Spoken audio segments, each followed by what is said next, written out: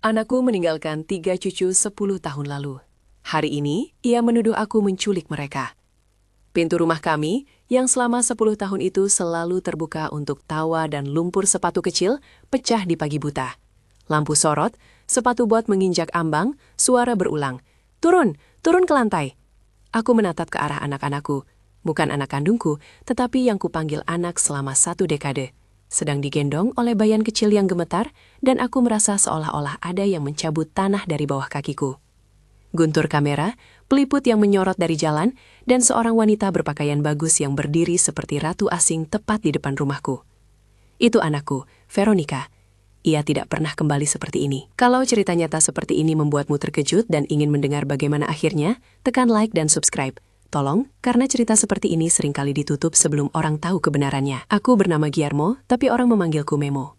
Umurku 70 tahun sekarang, tangan ini sudah keras karena pekerjaan dan luka kecil yang tak pernah hilang. Aku tukang, orang yang bisa menambal atap, mengecat pintu dan merapikan dunia seadanya. 10 tahun lalu, saat Veronica memutuskan untuk pergi, aku tidak menunggu keputusan pengadilan atau izin siapapun. Mereka datang ke rumahku yang reyot, membuang beberapa tas di lantai, menciumi cucunya sekilas, lalu melangkah ke pintu tanpa menoleh.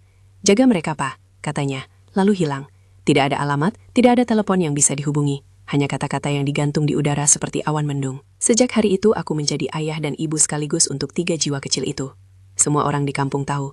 Aku menjual mobil tua yang kupakai setiap hari untuk beli susu pertama kali, kubawa cucu-cucuku ke dokter ketika mereka sakit, kubiarkan mereka tidur di ranjangku saat badai malam. Itu bukan pekerjaan heroik, itu hanya hal biasa yang kulakukan karena aku percaya. Karena siapa lagi yang akan menjaga mereka kalau bukan aku? Leandro dulu anak kecil yang mau tahu semuanya. Sekarang dia remaja lurus, tinggi untuk usianya, dengan tangan yang kasar karena membantu di bengkel tetangga. Dia selalu pelindung, terutama terhadap Valeria dan Matteo. Valeria, wajahnya selalu penuh keceriaan meskipun hidupnya sederhana. Dia masih menyimpan tas boneka yang sobek karena dimainkan tiada henti. Matteo kecil yang lahir rentan, membawa alat kecil yang selalu menempel di tasnya. Aku tidak pandai menjelaskan teknisnya, hanya memastikan alat itu selalu ada dekatnya. Ketika ia rewel, aku yang menenangkan. Ketika ia tertawa, aku merasa semua lelahku hilang. Aku ingin kalian merasakan hal yang sama yang kurasakan ketika bangun pagi. Aroma kopi yang kering, suara panci beradu di dapur, jaket yang selalu sedikit berbau minyak karena kerja di bengkel. Semua itu menjadi ritus kami. Aku memasak bubur, menunggu mereka makan, lalu mengikat sepatu kecil dengan tangan yang kadang gemetar. Aku membawa mereka ke sekolah, berdiri di tepi lapangan menyaksikan Leandro memukul bola. Dan aku pulang dengan kantong belanja yang lebih ringan daripada yang kuinginkan, karena kadang aku harus membeli obat atau susu mahal. Pensiunku habis untuk kebutuhan mereka. Bukan alasan aku menyesal, tetapi fakta hidup yang harus kusikapi. Tetangga ada yang membantu, yang lain berbisik.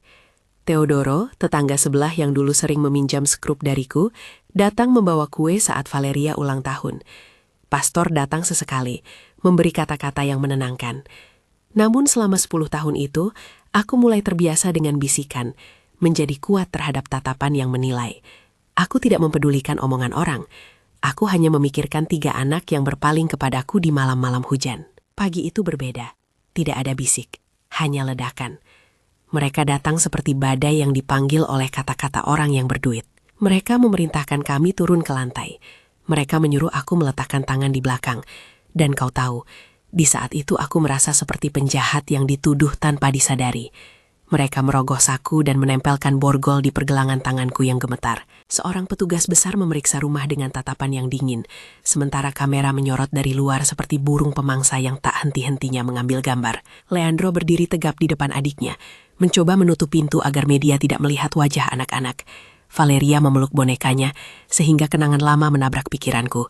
Boneka yang kupasang pita kecil pagi itu, yang kini mungkin sudah robek karena hari ini. Veronica berdiri di teras, memakai mantel mahal yang berkilau, rambutnya disisir rapi, dan di sampingnya berjalan seorang pria berpakaian hitam dengan dasi mahal. Aku tahu dari cara ia berjalan, bahwa ia pengacara yang membayar tagihan mahal. Di antara derap langkah dan kilau kamera, ia berkata dengan suara yang jelas terekam, "Ini bukan tentang cinta, ini tentang hak anak saya." Kata-kata itu terdengar dingin seperti kaca yang pecah. Mereka menuduh aku menculik 3 cucu saya. Bagiku tuduhan itu konyol. Mereka tahu bagaimana keadaan mereka. Mereka tahu siapa yang mengganti popok di tengah malam, siapa yang membacakan cerita sebelum tidur, siapa yang menambal baju yang robek setelah anak-anak berlarian di halaman. Namaku dipancarkan di televisi, di program pagi yang menayangkan cuplikan dari depan rumah kami. Judulnya berdentang, "Kakek dituduh menyembunyikan anak." Suara naratornya seperti pengadilan kecil di ruang tamu kami, memutuskan nasib sebelum hakim duduk di kursinya. Polisi membaca suatu surat perintah. Mereka berbicara tentang hak asuh yang hilang, tentang klaim yang dibuat sepihak oleh ibu kandung. Aku mencoba menjelaskan. Mereka cucuku. Aku berkata berulang kali. Suaraku serak karena tak percaya. Anakku pergi 10 tahun yang lalu dan meninggalkan mereka pada saya. Namun selama suara-suara itu berputar, kamera mencari wajahku dengan sudut yang menyudutkan. Suatu reporter melemparkan pertanyaan yang lebih seperti pedang.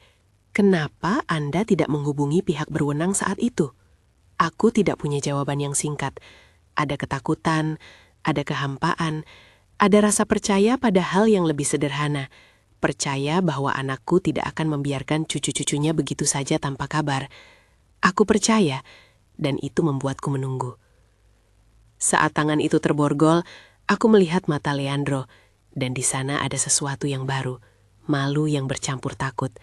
Dia menutup wajah Valeria dengan tubuhnya, matanya berusaha untuk tidak menangis. Matteo yang kecil memegang alat itu erat-erat, tangannya kecil memeluknya seperti cimat. Perasaanku berkecamuk. Mereka memisahkan kami. Seorang petugas menarik Leandro, petugas lain mengangkat Valeria dengan lembut. Mungkin terlalu lembut agar kamera punya gambar drama. Seorang perawat mengambil alat kecil Matteo dan memeriksa dengan ekspresi yang terlalu profesional untuk suasana keluarga rumah kami. Permainan kamera itu, kamera yang merekam setiap kata, setiap air mata, menjadikan aku dan rumah kami bahan tontonan.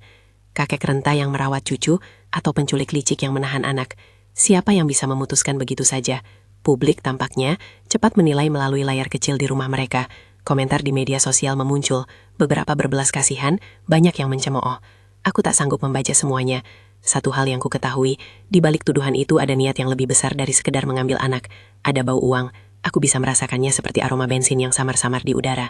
Di ruang penahanan, mereka menaruh aku di bangku kecil yang dingin, bau sabun yang terlalu kuat, bau karet borgol, suara logam yang berterit.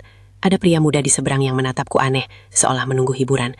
Aku melihat jam dinding yang bergerak lambat seperti orang yang menahan napas. Tidakkah waktu bergerak lebih cepat saat kau menunggu kebenaran?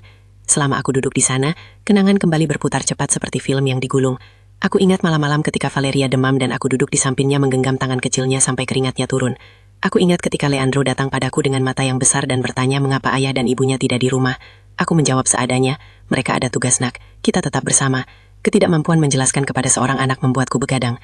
Aku menjahit pakaian mereka sendiri ketika uang tidak cukup, dan aku pergi memohon pada siapapun yang mau membantu. Aku mandi di senja selepas kerja, melupakan rasa capek sambil memikirkan bagaimana memberi mereka sarapan esok hari. Tidak lama setelah itu, seorang perempuan parubaya datang mengunjungi aku di ruang tahanan. Ia menyodorkan secari kertas dan berkata, "Ini dari pengacara keluarga. Mereka bilang kamu harus bayar jaminan besar atau menunggu sidang." Angka itu membuatku pusing. Bagaimana bisa? Dari mana aku harus cari uang sebanyak itu? Pensiunku bukan untuk menutup kejahatan. Aku berbisik pada diri sendiri. Mereka ingin aku menandatangani sesuatu. Mereka ingin aku menyerah. Di rumah, kamera merekam momen-momen yang paling pribadi. Seorang wartawan memasuki halaman, merekam boneka yang tergeletak di ambang, surat-surat yang menumpuk, sarung tangan baseball yang tergantung di rak. Semuanya menjadi barang bukti kehidupan sederhana kami. Dalam berita itu, diputar klip singkat dari Veronica yang berbicara dengan tenang. Tatapannya seperti es. "Mereka anak saya," katanya kepada mikrofon. "Aku hanya ingin mereka kembali." Itu bunyi sederhana, tetapi kontrasnya terlihat jelas. Dia tanpa beban, berjalan dalam sepatu hak tinggi. Sementara kami berdiri terpaku di depan rumah yang mengepul sisa kopi dingin. Aku dibawa ke mobil polisi. Saat mobil itu menutup pintu, aku melihat dari jendela kecil. Leandro melambaikan tangan, tapi kau tahu, ia menutup muka tak lama kemudian. Mata Valeria memerah, dan Matteo, dengan tangan kecilnya, meraih ke udara seolah ingin mencengkram sesuatu yang tidak bisa. Di kantor polisi, mereka mengambil keterangan. Mereka menanyai tentang kapan terakhir kali aku melihat Veronica. Apakah aku pernah mencoba menghubunginya? Dan semua hal yang menurut mereka relevan. Aku menjawab seadanya, satu persatu. Ia pergi 10 tahun lalu. Aku mengulang sampai mereka bosan mendengarnya. Mereka menulis. Mereka mengangkat alis. Salah seorang bertanya dingin, apakah ada dokumen hak asuh? Aku terdiam. Dokumen? Aku tidak memilikinya. Siapa yang menyangka aku butuh dokumen formal untuk menjaga cucu sendiri? Kami semua manusia biasa yang melakukan hal-hal kecil, tanpa surat-surat mewah. Ketika berita mulai menyebar, aku mulai merasakan tekanan lain yang tidak pernah kusesali. Rumah di mana kami menumbuhkan bunga kering itu mulai terancam. Seorang dari pengadilan menyebutkan kemungkinan jaminan yang harus kuterjemahkan menjadi uang. Jika aku tidak membayar, mereka bisa ambil rumah sebagai jaminan. Bayangkan, setelah 10 tahun aku merawat anak-anak itu, rumah yang penuh dengan kenangan jadi taruhan. Semua yang pernah kupupuk, kasar tangan yang pernah menambal atap demi tempat tidur hangat untuk mereka, kini menjadi garis tipis yang bisa dicabut. Kabar ini sampai ke telinga orang-orang yang sebelumnya tak pernah peduli. Seorang pria berjas dari kantor berita menghadirkan mikrofon seperti tombak. Kakek itu telah menahan anak selama 10 tahun. Katanya, seperti mengukuhkan vonis. Orang-orang yang dulunya menyapaku sekadar tetangga, kini sibuk memandang. Beberapa dengan rasa ingin tahu, beberapa dengan kebencian yang muncul karena cerita mudah untuk diikuti. Kakek rentah versus ibu mewah. Di balik semua itu, ada sosok pria bernama Santiago Ledesma. Namanya disebut sekali di televisi, berulang kali di majalah soal hukum, dan gantian hadir di koran dengan iklan-iklan tentang kemenangan hukum yang ia raih. Ia tampak seperti orang yang bisa membayar apapun demi hasil yang ia inginkan. Ia adalah wajah profesional yang menutupi niat pribadi dengan klaim untuk kebaikan anak. Aku tidak suka orang yang berpakaian mahal berbicara atas nama anak-anak. Kata-kata indah bisa disusun untuk menutupi serangkaian rencana lain. Sementara aku ada di balik jeruji, di luar sana ada tindakan yang tak bisa kusentuh. Leandro dipanggil ke kantor sekolah, Valeria diserahkan kepada seorang kerabat sementara, Matteo, yang tidak bisa ditinggalkan tanpa pengawasan, ditempatkan di fasilitas sementara sampai pemeriksaan medis selesai. Aku berpikir tentang betapa rapuhnya jaringan sosial dan hukum ini ketika wajah-wajah yang paling rentang menjadi komoditas dalam berita. Di sel yang sempit itu, aku memikirkan pilihan yang kubuat. Apakah aku salah menerima tanggung jawab itu tanpa dokumen? Apakah aku telah mempersulit hidup ketiga anak itu? Bayangan Veronica muncul di benakku. Ia pergi tanpa menitip pesan, lalu muncul lagi dengan baju mahal dan klaim kepemilikan yang membuat pintu polisi terbuka lebar untuknya. Ada sesuatu yang terasa tak wajar. Pikiran-pikiran itu terus menggerogoti. Sampai suatu sore, ketika aku sedang duduk di bangku panjang itu dan menatap jendela kecil yang memberi sedikit cahaya, seorang pria bertubuh tegap masuk. Namanya disebut oleh petugas, Vasco. Aku pernah mendengar tentang Basilio Vasco. Ia mantan penyelidik, orang yang orang-orang kampung sebut supel namun berprinsip. Konon ia selalu jujur, tak terpengaruh status. Ia duduk di depanku tanpa terlalu banyak basa-basi. Aku dengar kabarmu, katanya singkat. Ia menatap mataku, bukan kepada seragam yang kusandang. Kau harus tenang, biar aku lihat dokumen-dokumen itu. Aku tercengang, karena belum ada yang mengajakku bicara seperti ini sejak petugas menaruh borgol di tanganku. Kenapa kau mau bantu? Tanyaku. Ia menatap ke jendela sebentar, melihat ke arah jalan di mana kamera-kamera masih menyorot. Karena ada yang tidak masuk akal, jawabnya. Dan aku pernah melihat orang seperti itu. Mereka datang dengan agenda, bukan cinta. Kehadirannya memberi sedikit kelegaan, seperti hujan kecil di hari panas. Namun aku tahu itu belum cukup. Bantuan seorang mantan penyelidik sama dengan titik kecil dalam peta luas yang akan menjadi perang. Aku masih di sel, dan 3 anakku tersebar di berbagai tempat, dipantau oleh orang asing yang memutuskan nasib kami di depan kamera. Di luar sana, Veronica memberi wawancara lain. Kali ini suaranya lebih lembut, tapi ada cemaran dingin di balik nada itu. Aku hanya ingin mereka kembali, katanya, dengan nada yang dirancang agar publik mengangguk setuju. Aku tahu tak semua yang tampak lembut itu murni. Tidak ketika ada kantor besar, ada pengacara mahal, ada iklan tentang warisan dan dokumen-dokumen yang tiba-tiba muncul di meja pengacara. Di sela-sela malam, saat lampu lampion kecil di sel itu berkedip, dan aku mendengar suara televisi jarak jauh memutar berita tentangku, aku menutup mata dan membayangkan rumah kami lagi. Suara tawa Valeria, lekukan lembut Leandro saat membetulkan baju adiknya, dan tangan kecil Matteo yang menempel di jariku seperti jangkar. Aku memutuskan di saat itu, di bawah sorot lampu yang redup, bahwa aku tidak akan membiarkan ketiganya lepas begitu saja. Satu hal yang nyata, ada sesuatu yang lebih besar sedang dimainkan. Veronica tidak datang hanya karena rindunya. Ada surat yang dikirim, akun bank yang tiba-tiba aktif setelah tahun-tahun kering, dan orang yang memikul tas berisi ide. Ada kemungkinan bahwa mereka memutar narasi untuk membuka jalur ke sesuatu yang bernama fideikommiso. Istilah hukum yang selalu terdengar berat dan jauh, tapi yang intinya bisa berarti uang besar. Aku pernah mendengar istilah itu di televisi, pada iklan-iklan di acara malam yang menampilkan pengacara licin. Aku tidak peduli dengan istilah itu sendirian. Aku peduli kenapa itu dikaitkan dengan cucu-cucuku. Di sisi lain, ada juga penghinaan publik. Seseorang menempelkan foto kami di media sosial dengan komentar singkat. Penjahat atau pahlawan? Pilih sisi Anda. Orang mudah memilih sisi ketika emosi dipancing, ketika berita diangkat dari headline tanpa konteks. Sementara itu, di kantor polisi, mereka menginginkan bukti-bukti formal. Dokumen yang mungkin pernah kulekatkan di laci lama, atau bahkan dokumen yang tidak pernah kubutuhkan karena aku percaya pada kata-kata. Siapa untung besar dari pergulatan ini? Siapa yang akan mengambil alih jika rumah ini dikosongkan, jika hak asuh dicabut, jika fideikommiso dibuka? Pertanyaan-pertanyaan itu melayang seperti asap rokok di udara ruang tahanan. Aku tahu bahwa untuk memenangkan kembali mereka, aku harus melawan bukan hanya tuduhan publik, tapi sistem yang gampang mempercayai yang beruang. Aku harus menemukan seseorang yang paham cara membaca dokumen, seseorang yang dapat mengecek fakta-fakta yang tiba-tiba muncul dari loker pengacara mahal. Vasco tampak seperti orang itu, tapi aku tahu pula bahwa hanya keberadaan satu mantan penyelidik tidak akan membuat berita pulih, apalagi membalikkan opini publik. Malam-malam setelah penahanan berlalu lambat, di balik jeruji, aku menulis daftar kecil, nama saksi yang mungkin bisa mendukungku, Teodoro yang sering melihat mereka bermain, pastor yang memberi kami makanan, guru sekolah dasar yang tahu kebiasaan Leandro, bahkan tetangga yang melihat Veronica membawa tas terakhirnya 10 tahun lalu. Aku tak menuliskan strategi hukum, aku menulis orang-orang yang tahu kebenaran sederhana, bahwa aku merawat anak itu karena cinta, bukan karena rencana.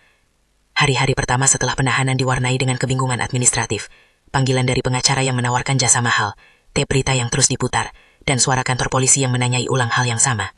Aku mendengar bahwa ada denda yang harus kubayar untuk pembebasan sementara, uang yang tidak kumiliki, ide untuk meminjam dari saudara jauh atau teman lama terjadi, tapi aku tahu ini bukan soal membeli kebebasan, ini soal membuktikan kebenaran. Satu hal yang membuatku terjaga adalah mimpi buruk tentang bandara.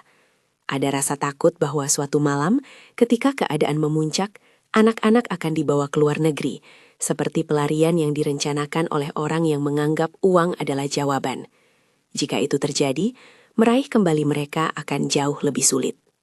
Aku membayangkan mereka di kursi pesawat, menjauh dari rumah yang penuh dengan tanda-tanda hidup kami. Ketakutan ini membuatku gelisah. Itu menyalakan sesuatu di dalam yang lebih tua dan lebih keras dari tubuhku. Aku tahu aku bukan pria yang akan naik pesawat untuk mengejar, tapi aku juga bukan pria yang akan duduk diam ketika keluarganya diambil. Sebuah cerita tidak berakhir di ruang tahanan. Ia menuntut saksi, dokumen, dan keberanian. Aku memiliki beberapa dari itu. Saksi-saksi sederhana, bukti-bukti kecil yang mungkin terselip di laci lama, foto-foto, dan tanda-tanda kehidupan yang biasa. Namun ada juga sesuatu yang lain, sebuah surat yang mungkin mengubah permainan. Aku mendengar kabar tentang sebuah kertas kuning, sebuah bukti yang orang-orang di kota menyebutnya mostasa, karena kertas itu bernoda seperti mustard.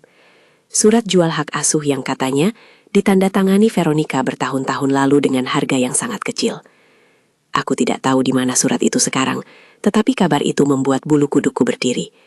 Jika surat itu benar, maka ada bukti bahwa keputusan 10 tahun lalu bukan hanya soal hati yang pergi, tapi tentang transaksi yang melibatkan hak yang seharusnya tidak dijual begitu saja.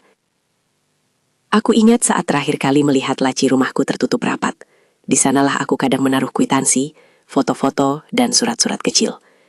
Apakah mungkin dokumen itu ada di laci yang kini dimasuki oleh tangan yang tidak aku kenal? Atau apakah dokumen itu ada di laci pengacara, rapi di samping map berwarna-warni? Dengan pikiran seperti ini, pagiku di ruang tahanan berubah menjadi misi kecil, mengumpulkan semua potongan yang masih kuhargai. Vasco bilang ia akan mulai mencari tahu. Ia menyarankan agar aku tetap tenang, agar tidak berbicara di depan kamera. Setiap kata bisa jadi senjata. Aku mengangguk, tetapi suaraku tetap masuk ke ruang publik, terekam dan diadili. Aku tahu itu. Di luar sel, dunia terus berputar. Televisi memproses cerita kami seperti sandiwara dengan jeda iklan. Di satu acara, seorang komentator berbicara tentang kakek yang menjaga dengan nada sentimental. Di acara lain, ada yang mencemooh dengan kata-kata kasar. Media sudah memutuskan bahwa ini adalah cerita yang laris. Bagiku, itu kehidupan nyata. Ada anak yang tidur malam ini di tempat asing, mengira kakeknya mungkin ditangkap untuk selamanya. Saat malam semakin larut, aku menatap langit melalui jeruji kecil. Di atas sana, bintang tampak biasa saja. Tidak peduli kisah manusia di bawah, mereka tetap menyala. Aku berharap ada semacam lampu kecil yang akan menuntun kembali pada kebenaran. Aku berharap bahwa seseorang akan menemukan surat itu, atau bahwa saksi-saksi yang kukumpulkan akan berbicara dengan suara yang lebih keras daripada narasi di televisi. Di sela-sela penantian itu, kaki-kaki kecil yang kumiliki sebagai keluarga membuatku merasa bertanggung jawab. Aku punya cerita yang harus kusampaikan, bahwa cinta yang kulimpahkan selama 10 tahun ini adalah nyata. Aku tidak sempurna, aku memiliki kelemahan, aku kadang marah, aku kadang kehabisan tenaga. Tapi aku selalu mengutamakan mereka. Itu cukup, bukankah? Ternyata, cukup tidak selalu cukup ketika pihak lain membawa dokumen dan pengacara ke meja. Sore berikutnya, ketika aku hampir menyerah pada lelah, ada telepon yang masuk dari luar. Suara Vasco terdengar di ujung. Memo, aku menemukan sesuatu yang mungkin membuat perbedaan. Aku menahan napas. Kata-kata itu seperti sinyal yang mengatakan bahwa permainan baru saja dimulai. Ia tidak menjelaskan lebih jauh di telepon. Cukup bagiku untuk menempelkan telingaku ke besi jeruji dan membayangkan apa yang mungkin ditemukannya. Di rumah, Leandro, Valeria, dan Matteo belum tahu semua detail, tetapi merasakan bahwa dunianya goyah, menatap jendela, menunggu kembalinya kakek mereka. Aku tidak ingin mereka percaya berita yang menuduh, tetapi aku juga tidak bisa berada di sana. Perjuangan ini menjadi sesuatu yang harus kutuntaskan dari jarak yang tak enak. Aku tidak tahu bagaimana cerita ini akan berakhir, tapi aku tahu satu hal. Aku tidak akan membiarkan nama baik 3 anak itu diseret oleh orang-orang yang datang dengan agenda. Aku akan mencari bukti, saksi, dan orang yang berani menentang narasi yang sudah disusun rapi. Aku akan menuntut keadilan, tidak hanya untuk diriku sendiri, tetapi untuk Leandro yang tumbuh cepat, untuk Valeria yang masih suka menyusun pita di rambutnya, dan untuk Matteo yang memegang dunia kecilnya di tangan mungil. Langit malam itu terasa berat, tetapi ada juga sesuatu yang lain, bukan harapan manis, melainkan tekad. Aku tahu jalan ke depan panjang dan berliku. Ada sidang yang menunggu, ada wartawan yang haus akan konflik, ada pengacara yang langkahnya pasti karena ia tahu apa yang ia kejar. Tetapi aku juga tahu ini, cinta yang kita tanamkan selama 10 tahun itu bukan sesuatu yang bisa hilang begitu saja karena headline. Saat kami menutup sel, aku menempelkan tangan pada jeruji, seolah memegang sedikit udara rumah kami. Aku merasakan dingin besi, tetapi juga kenangan hangat di baliknya. Esok mungkin aku akan dipanggil untuk sidang pembebasan sementara, atau mungkin aku akan diminta menyerahkan dokumen yang tak kumiliki. Semua itu menunggu di depan. Namun paling tidak, ada satu keberanian kecil yang kuraih. Aku akan bertarung. Di luar, lampu kamera masih menyala di depan rumah kami. Seorang anak reporter mengetuk pintu tanpa izin, mencoba mengambil gambar boneka kecil yang ditinggalkan di ambang. Dunia tampak haus akan cerita. Tapi aku percaya, dan aku akan membuktikan bahwa kebenaran bisa bicara lebih keras daripada kamera. Bantulah aku mendengarkan. Kabar Vasco seperti lampu yang menyala tiba-tiba di lorong gelap. Ia tidak memberitahu banyak di telepon. Cukup mengatakan ia menemukan sesuatu yang mungkin membuat perbedaan. Kata-kata itu memenuhi seluruh hari-hari di sel, seperti musik yang menandakan awal pertempuran. Aku menutup mata dan mencoba membayangkan apa yang bisa ditemukan oleh seorang mantan penyelidik yang sudah melihat banyak perkara. Di kepalaku berseliweran kemungkinan, kwitansi, tanda tangan terburu-buru, atau mungkin foto yang selama ini aku pikir hilang. Beberapa hari kemudian, setelah sidang pertama yang hanya membuatku lebih lelah karena jawaban-jawaban yang belum kutemukan, aku dibawa keluar dari sel dan diantar ke sebuah ruang kecil, bercat putih, lampu yang tidak terlalu terang. Di sana berdiri seorang laki-laki bertubuh sedang, berkobar-kobar di matanya, Vasco. Di sampingnya ada tumpukan kertas, map, dan sebuah amplop kertas kuning yang sudah menguning, seperti yang disebut orang kampung dengan nama mustasa. Ketika ia meletakkan amplop itu di mejaku, dadaku terasa sesak. Amplop itu sederhana, tidak ada cap resmi, hanya tulisan tangan, nama dan tanggal. Tanganku yang gemetar hampir tak mampu meraihnya. Aku mengambilnya dari laci lama di kantor notaris, kata Vasco. Masih ada jejak tinta di salah satu sudutnya, tanggalnya 10 tahun yang lalu. Ia menatapku, dan aku tahu ia tidak asal bicara. Ini surat jual beli hak asuh. Veronica menandatangani, ada tanda tangan saksi, dan ada cap notaris. Aku membuka amplop itu perlahan, seolah setiap lipatan kertas bisa meledak menjadi masalah lain. Dokumen itu sederhana, tapi jelas. Di sana tertulis bahwa pada tanggal yang sama ketika Veronica pergi, ia menyerahkan hak asuh atas ketiga anaknya kepada sebuah pihak, bukan kepada aku, atas sejumlah uang yang sangat kecil. Ada nama-nama, ada nominal, dan yang membuatku tidak percaya, materai kecil di pojok sana menunjukkan tanda suatu transaksi. Baris terakhir adalah tanda tangan Veronica. Ada pula cap notaris kecil yang samar, namun cukup untuk menunjukkan dokumen itu resmi. Aku membaca setiap kata seperti orang yang membaca prasasti tua. Rasanya seperti menemukan peta harta karun yang selama ini tersembunyi. Namun di peta itu tertulis juga nama-nama yang kini berputar di kepala. Fideikommiso. Aku tidak paham seluruh istilahnya secara mendalam. Vasco menjelaskan dengan bahasa yang mudah. Fideikommiso itu semacam rekening yang diatur menurut syarat tertentu. Jika syarat itu terpenuhi, uang akan dibayarkan. Jika tidak, uangnya ditahan. Tapi yang penting di sini, dokumen ini menunjukkan bahwa ada transaksi, ada motif finansial. Ia menutup mulutnya sejenak, lalu menambahkan, dan ada transfer bank yang mengiringi semua ini. Aku ikuti jejaknya. Jejak yang diikuti Vasco memang seperti benang kusut.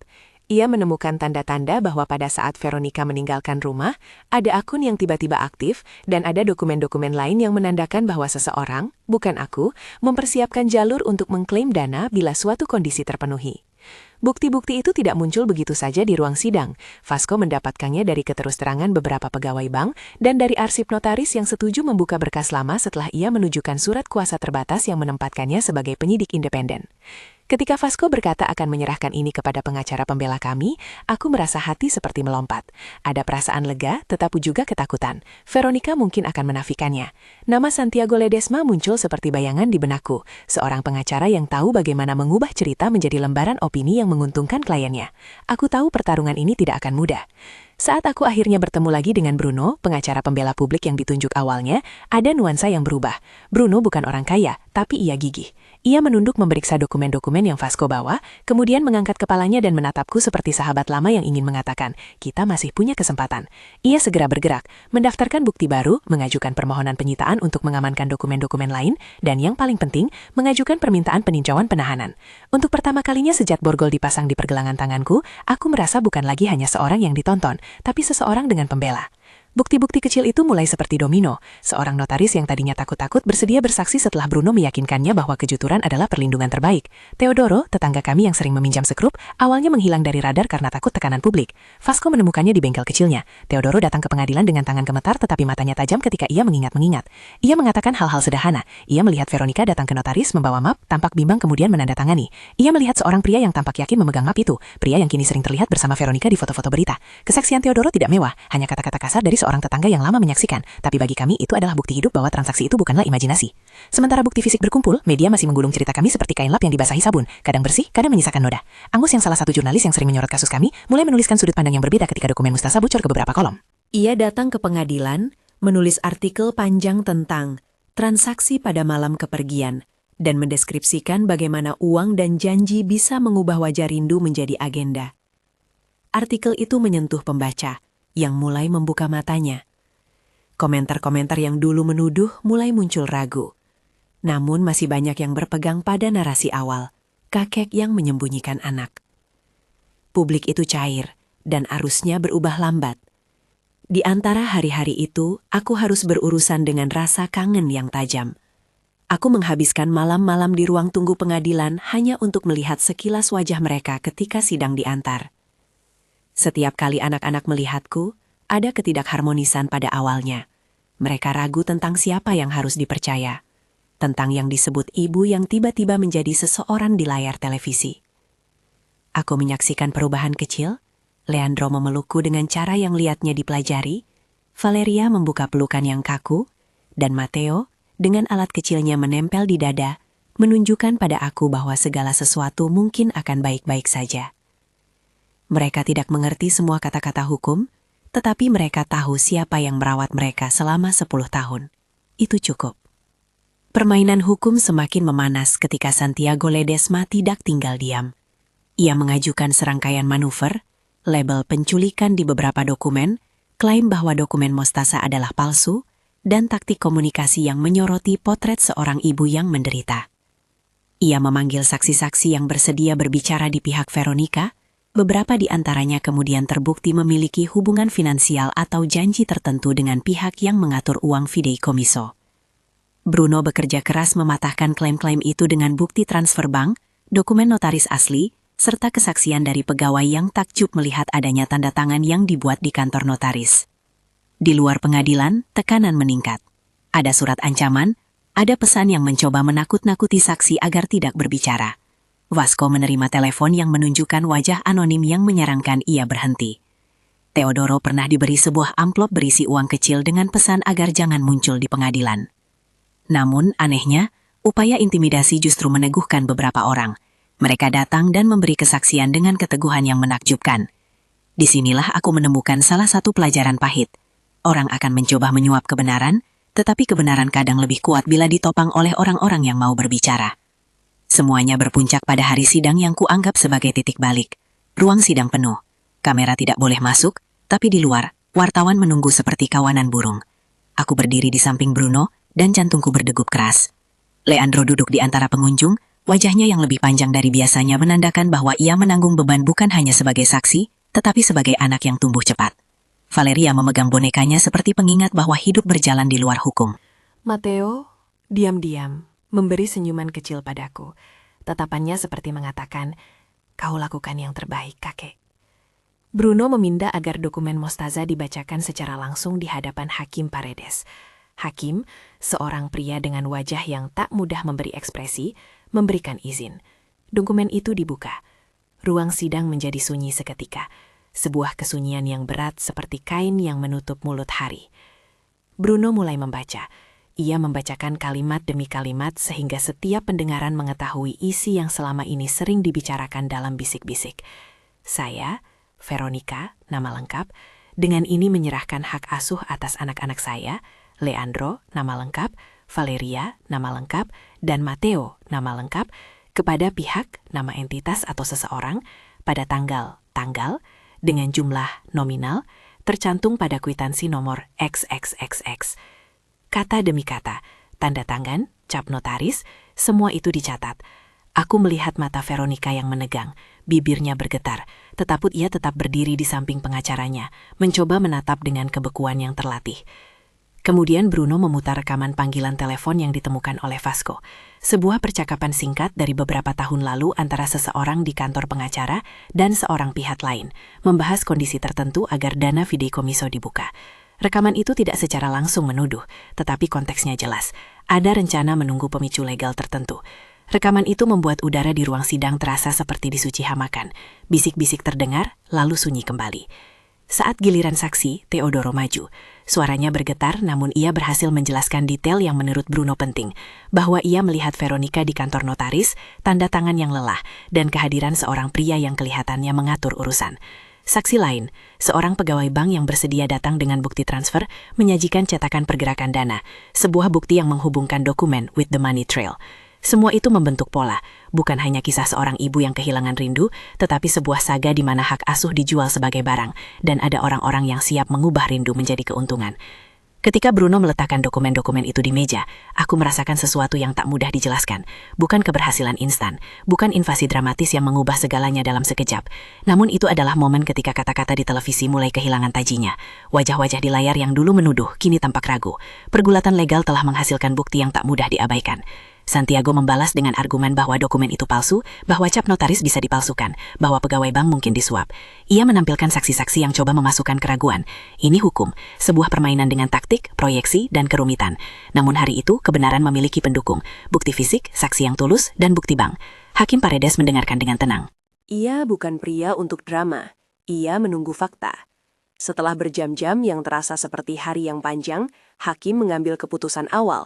Ia menerima dokumen-dokumen Mostasa sebagai bukti yang sah untuk penyelidikan lebih lanjut dan memerintahkan agar kasus penculikan terhadapku ditangguhkan sementara penyelidikan tentang penipuan, perjanjian palsu, dan manipulasi dokumen dilanjutkan. Itu bukan putusan akhir, tapi itu adalah jurus yang membuat atmosfer bergeser. Kamar sidang bergemuruh, tidak terlalu keras, tidak seperti sorak-sorai, tetapi ada bisik kemenangan yang sulit diukur. Berita itu menyebar. Pembawa acara televisi yang biasa menggiring opini tampak canggung ketika harus menampilkan ulang potongan buatan mereka yang dulu menuduh. Laman-laman berita menulis ulang judul-judul yang sebelumnya menghakimi. Ada rasa keadilan yang mulai masuk, meskipun medan perang hukum masih panjang. Santiago yang sedari awal tampak percaya diri, kini menata strategi lain. Ia mengumumkan niat untuk melaporkan balik, menuduh kebocoran dokumen. Kami tahu ia akan mencoba segala cara. Tapi untuk pertama kalinya sejak penangkapan, aku melihat anak-anakku seperti bisa bernapas sedikit lega. Namun tidak semua masalah hilang begitu saja. Ada harga yang harus kubayar karena tindakanku di bandara. Aku tidak menyembunyikan apa yang kulakukan. Ada momen di mana aku, dalam keputusan asaan terbesar, mencoba menghentikan sebuah keberangkatan. Aku menaiki pagar pembatas area yang menuju landasan, berteriak agar tak ada yang pergi. Itu adalah tindakan bodoh dan berbahaya. Petugas keamanan menahan aku, memberi perintah keras, dan seorang petugas menyetrum dengan taser untuk menendangku turun. Aku ditangkap lagi, dan untuk beberapa hari itu menjadi topik di banyak kepala. Seorang kakek yang putus asa. Di pengadilan, hasil tindakan itu membuatku dikenai denda dan ancaman proses pidana kecil. Aku tidak menyangkal tindakanku. Aku menyesal dan mengakui bahwa aku salah menanggapi ketakutan dengan kekerasan. Pengakuanku membantu mengurangi kesan bahwa aku merupakan ancaman berbahaya. Aku hanyalah orang tua yang kehabisan jalan. Hakim yang sama, Paredes, menyatakan bahwa meskipun tindakanku tidak dapat dibenarkan, alasan dibalik tindakan itu bisa menjadi pertimbangan mitigasi dalam vonis ringan. Itu bukan kemenangan besar, tetapi itu adalah penegasan bahwa hukum bisa melihat niat berbeda dari tindakan bodoh. Sementara itu, tim hukum kami melakukan langkah-langkah berikutnya, mengajukan tuntutan balik terkait pernyataan palsu, meminta penangguhan pasta fideikommiso sehingga penyelidikan selesai, dan mengamankan perlindungan sementara bagi anak-anak agar tidak dipindahkan ke luar negeri. Salah satu yang paling penting adalah mengusulkan pengelola dana independen, seorang kurator yang ditunjuk pengadilan untuk menjaga agar aset tidak dipermainkan sampai semua hal jelas. Usulan ini diterima secara sementara, dan itu membuat hatiku sedikit tenang. Jika ada sesuatu yang harus melindungi masa depan anak-anak, itu bukan rumah tua yang mungkin diambil karena denda, melainkan mekanisme yang menjaga dana dari tangan yang salah. Perubahan terbesar, bagiku, bukan hanya di pengadilan. Perubahan itu terjadi di wajah-wajah anak-anakku saat mereka mulai percaya lagi. Ada sidang di mana Leandro berdiri dan berbicara. Ia tidak berbicara untuk menuduh. Ia berbicara untuk menceritakan kebenaran hidup. Kakeklah yang membangunkan kami ketika kami kedinginan, katanya di depan hakim. Suaranya tidak bergetar seperti Teodoro. Ada ketegasan yang membuat bangga sekaligus sedih, karena anak ini harus berkata-kata di hadapan pengadilan. Valeria, yang biasanya pendiam, menulis sebuah surat kecil yang dibacakan dengan suara lembut oleh pastor kami, tentang malam-malam ketika mereka takut, dan tentang kue sederhana yang kakeknya panggang saat hari ulang tahunnya. Mateo, lewat dokter yang memastikan ia aman, menunjukkan bahwa kakek itulah yang tahu bagaimana memastikan alat kecilnya bekerja dengan benar. Kesaksian-kesaksian kecil itu bergabung jadi bukti bahwa di balik tuduhan ada kehidupan nyata yang tak layak menjadi komoditas. Satu hal lain yang tidak boleh kulewatkan, reaksi publik yang berbalik arah. Orang-orang di toko menyapa dengan berbeda. Mereka yang dulu mengacuhkan kini memberi kopi. Itu bukan tentang kemenangan pribadi. Itu lebih pada pengakuan bahwa kita tidak boleh cepat menuduh berdasarkan hanya potongan gambar di televisi. Aku belajar, dalam pengalaman pahit ini, betapa mudahnya masyarakat dibawa arus opini. Namun ada juga sisi baiknya. Ketika kebenaran mulai tampak, orang-orang yang dulu lengah menunjukkan empati. Banyak yang datang menghibur, membawa makanan, atau bahkan menawarkan pekerjaan kecil agar aku bisa menutupi denda. Perjalanan panjang ke penyelesaian berakhir di satu persidangan yang terasa seperti menutup bab. Hakim Paredes, setelah melihat dokumen, mendengarkan saksi, menimbang bukti bank, dan mempertimbangkan rekaman, mengeluarkan putusan yang menentukan beberapa hal penting. Tuduhan penculikan terhadapku dicabut karena tidak ada bukti bahwa aku berniat menahan anak-anak secara ilegal. Sebaliknya, bukti menunjukkan bahwa aku adalah wali yang mengambil tanggung jawab saat anak mereka ditelantarkan. Dokumen Mostaza dan jejak pergerakan dana mengindikasikan adanya niat untuk membuka akses fideikommiso yang merugikan. Dan pengadilan mengarahkan agar investigasi terhadap pihak yang mengatur dokumen itu dilanjutkan, termasuk kemungkinan tindak pidana penipuan atau pemalsuan. Selain itu, pengadilan memerintahkan agar hak asuh tetap di tanganku sebagai wali, sambil pengadilan menetapkan pengelola independen untuk mengawasi dana yang terkait sampai masalahnya selesai. Putusan itu bukan akhir dari semua luka, tapi itu adalah pangkal dari kebebasan. Veronica menghadapi konsekuensi hukum. Ia tidak hanya kehilangan kepercayaan publik, tetapi juga menghadapi penyelidikan soal perjanjian yang ia tanda tangani. Santiago, yang selama ini menunjukkan langkah-langkah yang penuh percaya diri, merasakan guncangan ketika beberapa rekannya mengkhawatirkan eksposur profesional. Ada pula ancaman tuntutan balik oleh pihak kami atas klaim-klaim palsu yang ia sebar. Hukum bukan mekanisme cepat untuk memperbaiki semua luka, tetapi dalam kasus kami, ia berhasil menghalangi niat jahat. Setelah sidang itu, ada momen yang aneh dan indah, reuni yang sederhana. Kami berkumpul di ruang tunggu yang tidak terlalu besar. Leandro menarik aku ke pelukan, Valeria meletakkan bonekanya di pangkuanku, dan Matteo, dengan senyum kecilnya, menyentuh pipiku. Aku menatap mata mereka, mata yang 10 tahun lalu aku lihat saat mereka kecil. Mata-mata itu menunjukkan rasa aman. Aku tidak lagi merasa seperti seseorang yang diburu. Aku merasa seperti seorang kakek yang menang, meski harus membayar mahal untuk kemenangannya. Keputusan kami untuk menjual rumah tua bukan hanya karena denda atau biaya hukum. Rumah itu penuh kenangan, tetapi juga penuh luka. Bruno menyarankan agar kami membuat langkah praktis demi kebebasan semua orang. Kami memilih menjual rumah tersebut secara sadar, mengambil uangnya untuk melunasi hutang, mengamankan biaya hidup, dan membeli sesuatu yang baru, sebuah motorhome tua yang cukup untuk membawa kami pergi dari bayang-bayang. Itu pilihan yang sia-sia bagi sebagian orang, tapi bagi kami, itu adalah awal. Motorhome itu bukan kemewahan, ia adalah simbol pembebasan. Ia akan membawa kami ke tempat baru di mana tidak ada kamera, di mana pagi kami hanya berbau kopi dan tanah basah, bukan tajuk berita. Hari ketika kunci rumah lama diserahkan ke pembeli adalah hari aneh. Aku berjalan di setiap ruangan, mengingat bagaimana aku pernah memperbaiki atap karena kebocoran. Bagaimana aku menempelkan poster bola untuk membuat Leandro senang. Bagaimana Valeria pernah menempelkan pita di pintu. Semua itu terlipat rapi dalam memori. Aku memegang tangan anak-anakku lebih erat. Kami membawa barang-barang sederhana, boneka dengan pita sobek, sepatu kecil, sebuah gitar tua yang aku pelajari akor dasarnya demi leconan kecil di malam hari. Saat pintu rumah kami terkunci untuk terakhir kali, ada rasa sedih, tetapi juga rasa lega yang dalam. Perjalanan dengan motorhome bukanlah pelarian sempurna. Kami berurusan dengan kebocoran kecil, malam-malam di mana mesin rewel, dan kota-kota asin yang kadang terasa sepi. Namun setiap pagi ada kebebasan baru. Kami tidur dekat laut 1 minggu, lalu berpindah ke ladang kecil di kaki bukit. Leandro membantu di bengkel kecil di pasar kota yang kami singgahi, Valeria menemukan teman baru yang juga punya boneka sobek. Dan Matteo, ia tumbuh, dan alat kecilnya tidak lagi tampak seperti pantulan masalah, melainkan bagian dari diri yang bisa diatur. Kami memasak bersama di dapur kecil. Aku mengenang masa ketika aku menjahit pakaian mereka di tempat sempit. Sekarang kami tertawa lebih sering. Sementara itu, proses hukum melanjutkan jalannya. Pengelola dana yang ditunjuk pengadilan memastikan bahwa tidak ada akses liar terhadap fideikommiso. Investigasi memunculkan nama-nama yang harus mempertanggungjawabkan perannya. Ada proses administratif, ada komplain, dan ada juga momen-momen menyakitkan ketika jejak-jejak masa lalu muncul kembali. Namun, perlahan, rasa aman itu kembali mengendap ke dalam rutinitas kami. Aku tidak lagi melihat wajah asing dari media pada pagi hari. Semua orang yang datang sekarang adalah orang-orang yang memilih untuk datang karena empati, bukan karena rasa ingin tahu yang kejam. Kehidupan kami setelah itu tidak kembali ke kondisi sempurna. Kami masih hidup dengan keterbatasan, tetapi ada kebebasan yang tidak tergantikan.